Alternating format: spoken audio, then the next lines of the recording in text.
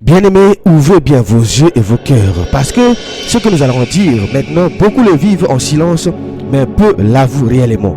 Nous voyons aujourd'hui un grand nombre de foyers détruits et beaucoup pensent que la solution c'est de recommencer ailleurs avec quelqu'un d'autre pendant que le premier conjoint est encore vivant. Mais regardez bien la réalité, bien-aimés. Ce remariage n'efface pas la blessure, il la déplace, il la multiplie, il la transmet. Une femme divorcée qui se remarie porte encore une déchirure intérieure. Un homme divorcé qui se remarie porte une fracture dans son âme.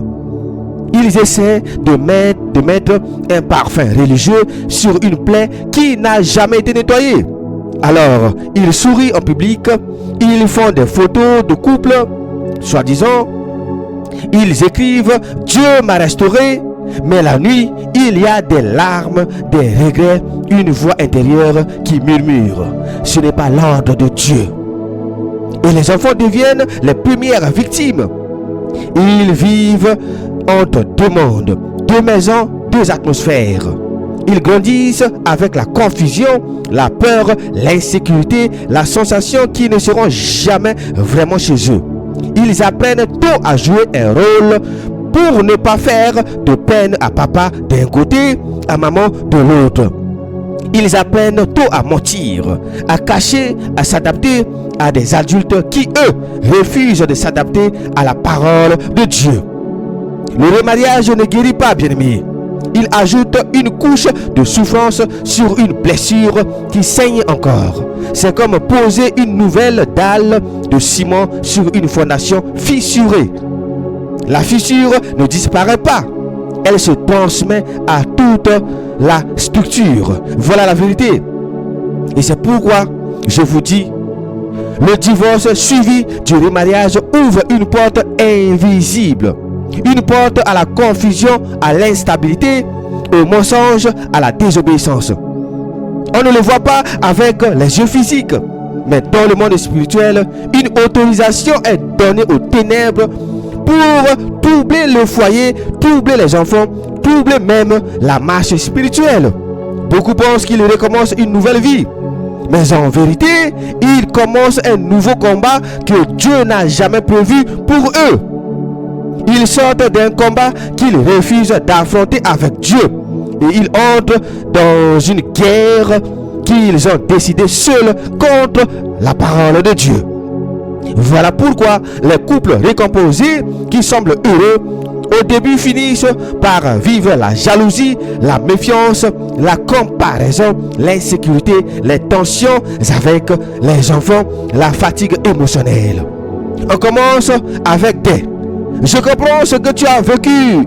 Moi aussi j'ai souffert. » Et on finit avec « Pourquoi tu penses encore à ton ex?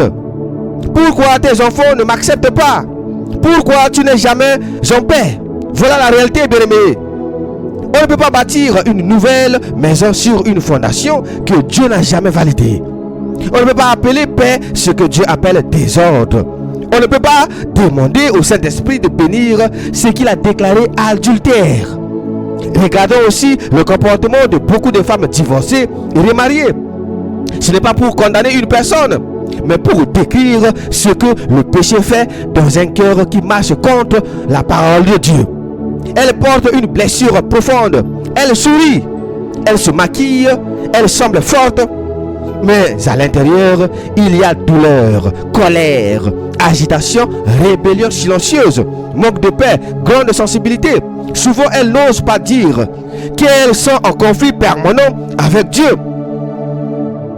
Alors, elles se mettent en conflit avec tout le monde. Leurs maris, leurs enfants, les responsables de l'église, les femmes qui osent leur dire la vérité.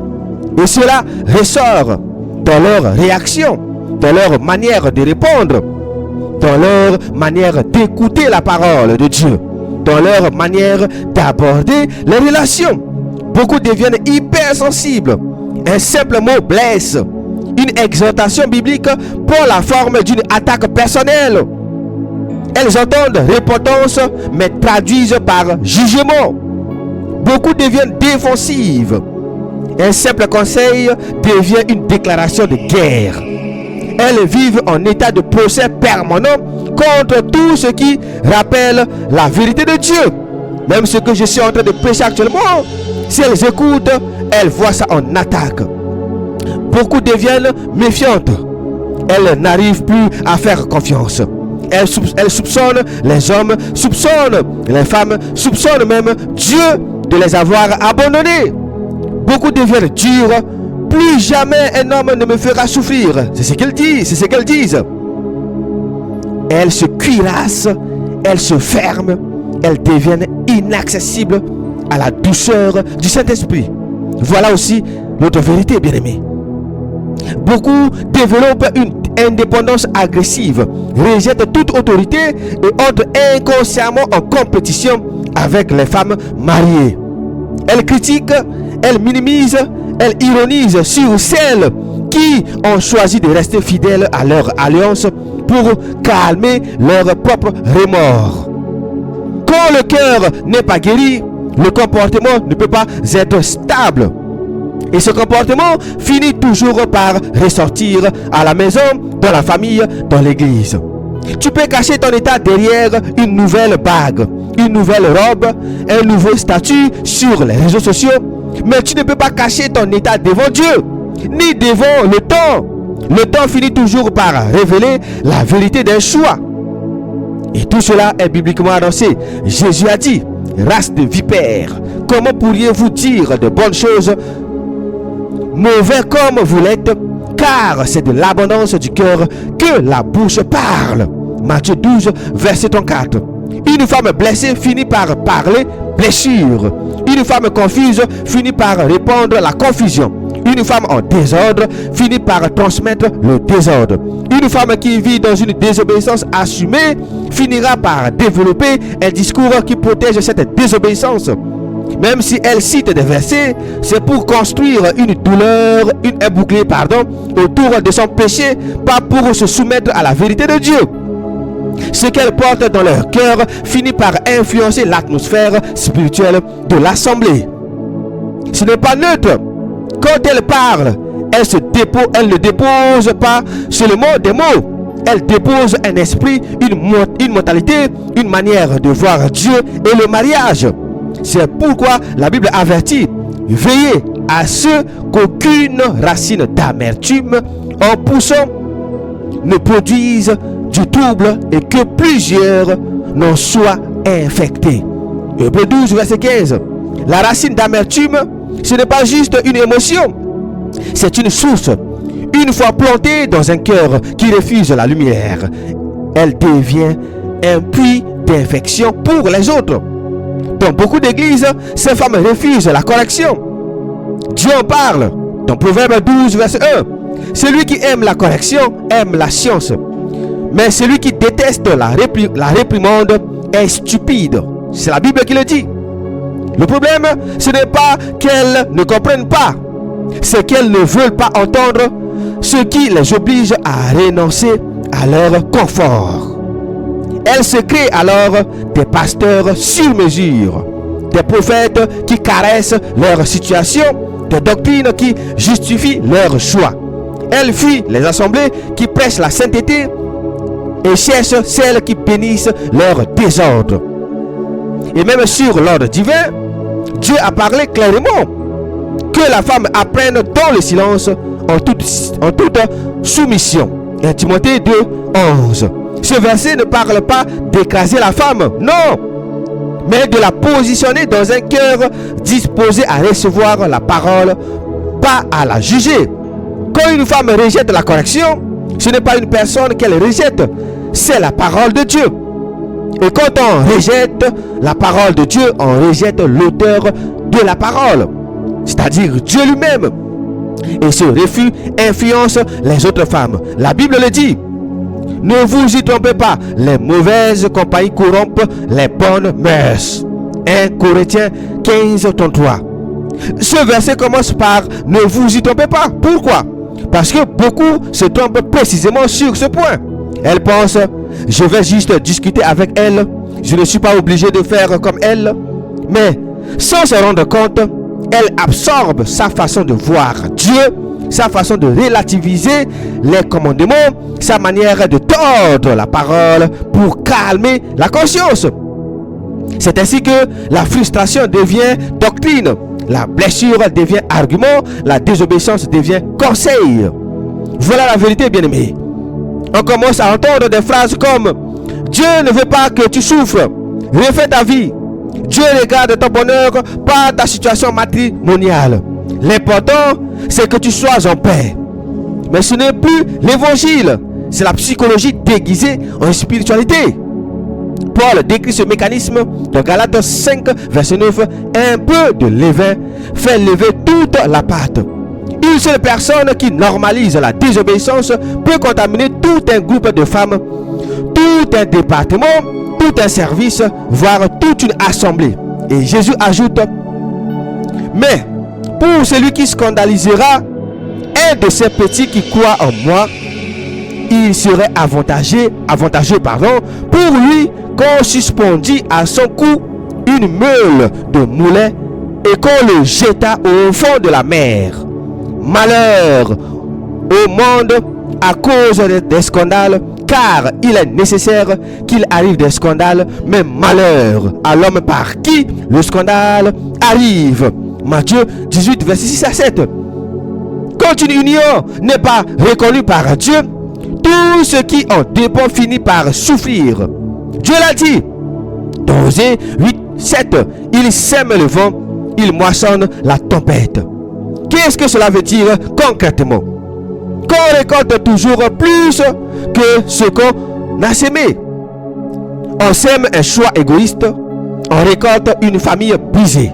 On sème une désobéissance à la parole de Dieu personnelle, on récolte une tragédie collective. Regardez bien, bien-aimés, autour de vous. La femme souffre, mais refuse d'appeler son choix péché. L'homme vit dans la confusion, mais se cache derrière « Dieu connaît mon cœur ». Les enfants payent le prix d'un péché qu'ils n'ont pas commis. L'Église subit une atmosphère de compromis. La société perd ses repères jusqu'à banaliser le divorce comme une option de confort. Dieu l'a dit encore: les pères ont mangé des raisins verts et les dents des fils ont été agacés. Ézéchiel 18, 2. Ce que les adultes font, les enfants le payent. Et c'est ce qu'on voit dans les foyers recomposés, bien-aimés. Ce que les parents tolèrent, les enfants limitent. Une génération qui normalise le remariage adultère produit une génération d'enfants qui n'ont plus aucun respect pour l'alliance, pour la fidélité, pour la sainteté du mariage.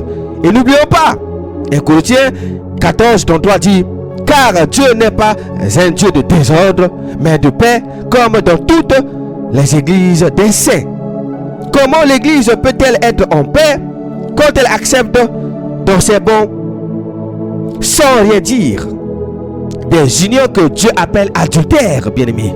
Comment réclamer la gloire de Dieu dans un environnement où on a peur de perdre des fidèles si on dit la vérité? Et pour la société, la parole pose un principe irréversible. Psaume 127, verset 1. Si l'Éternel ne bâtit la maison, ceux qui la bâtissent travaillent en vain. Si l'Éternel ne garde la ville, celui qui la garde veille en vain. Bien-aimés, on peut multiplier des lois humaines, les contrats, les cérémonies, les photos, les voyages de noces. Si Dieu ne valide pas l'union, tout ce qui est bâti dessus finit par s'écrouler. Voilà pourquoi une union que Dieu rejette la paix, la joie, la stabilité, l'ordre, la bénédiction et la protection divine. Elle devient un portail par lequel la confusion, la tristesse profonde, les larmes, les jalousies, les rivalités et même la mort spirituelle entrent. Pour finir, bien-aimés, le divorce suivi de remariage n'est pas un recommencement, c'est une rupture de l'ordre divin. Ce n'est pas une seconde chose, c'est une seconde désobéissance quand le premier conjoint est encore vivant. Jésus a parlé sans aucune ambiguïté. Quiconque répudie sa femme et en épouse une autre commet un adultère à son égard. Et si une femme quitte son mari et en épouse un autre, elle commet un adultère. Marc 10, 11 à 12. Et aussi, celui qui répudie sa femme et qui en épouse une autre commet un adultère. Et celui qui en épouse une femme répudiée par son mari commet un adultère. Luc 16, 18. Paul confirme avec la même sévérité. Ne vous y trompez pas, ni les impudiques, ni les adultères, ni les efféminés, ni les abominables, ni les voleurs, ni les cupides, ni les ivrognes, ni les outrageux, ni les ravisseurs n'hériteront le royaume de Dieu. 1 Corinthiens 6, verset 9 à 10. Ce que nous voyons aujourd'hui n'est pas un simple problème social, c'est un jugement spirituel en préparation, bien-aimés. Les foyers désobéissants deviennent des foyers sous discipline, même si extérieurement, ils pensent être en paix. Et Jésus avertit cette génération. Alors, je leur dirai ouvertement, je ne vous ai jamais connu, retirez-vous de moi, vous qui commettez l'iniquité. Matthieu 7, 23. Frères et sœurs, ceux qui remplacent l'ordre de Dieu par la culture, par les émotions, par les blessures, rateront le royaume de Dieu. C'est la Bible qui le dit. Parce que Dieu ne bénit jamais ce qu'il a condamné. Il ne transforme jamais un péché en option. Il ne modifie jamais sa parole pour apaiser nos larmes. On peut changer de conjoint, on peut changer de pays, on peut changer d'église. Si on ne change pas de position devant la parole de Dieu, on reste sous le même jugement. Aujourd'hui, choisis obéir à Dieu ou suivre ton cœur. Car l'éternité ne se décidera pas sur ce que tu ressentais, mais sur ce que tu as fait avec la vérité de la parole de Dieu que tu connaissais. C'était votre frère Rodrigue Simba Tominine. Demeurez toujours bénis dans la paix de notre Seigneur et Sauveur Jésus-Christ.